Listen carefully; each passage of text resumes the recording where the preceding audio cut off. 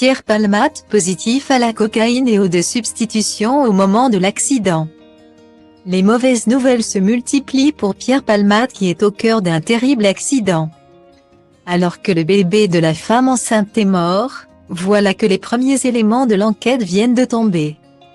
L'humoriste était positif à la cocaïne et aux médicaments de substitution au moment du drame.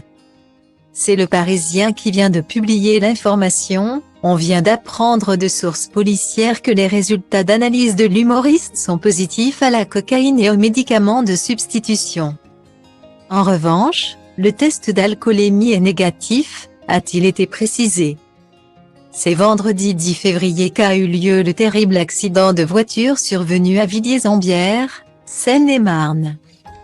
Les jours de Pierre Palmade ne sont plus en danger mais le bébé de la femme enceinte est mort. La conductrice, grièvement blessée dans l'accident, a perdu le bébé qu'elle portait. A indiqué samedi après-midi dans un communiqué Jean-Michel Bourle, le procureur de la République de Melun.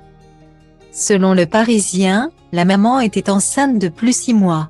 Le parquet a considéré que le fœtus était viable. Ce qui explique le nouveau chef d'enquête. Un médecin devra désormais déterminer lors de l'autopsie si le bébé a respiré ou pas, poumons ouverts. De tristes détails. Une enquête est donc désormais ouverte pour homicide et blessures involontaires par conducteur ayant entraîné une incapacité totale de travail supérieure à 3 mois.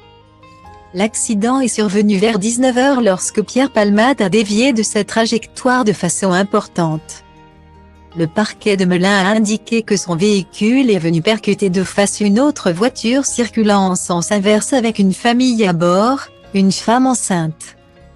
Un enfant de 6 ans et le frère de la conductrice.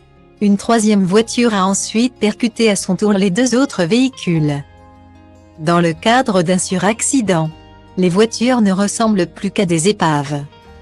Selon une source policière, des témoins ont aussi déclaré que 2 passagers, âgés d'une vingtaine d'années, auraient été vus en train de quitter la voiture de Pierre Palmade, prenant la fuite après l'accident.